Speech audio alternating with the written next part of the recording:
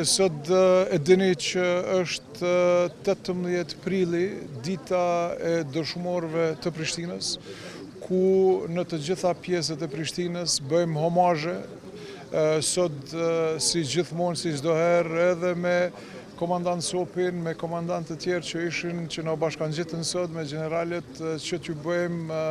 homazhe, t'i respektojmë dëshmorët, herojnë tonë, po ashtu edhe respekt ndaj familjeve të dëshmorëve, herojve tonë, me këtë datë të madhe, për sakrificën që dëshmorët e kanë dhënë për vendin tonë, që sot ta gëzojmë lirinë, ta gëzojmë pavarësinë, ta gëzojmë demokracinë dhe të jemi të lirë të planifikojmë për të ardhmen e vendit tonë.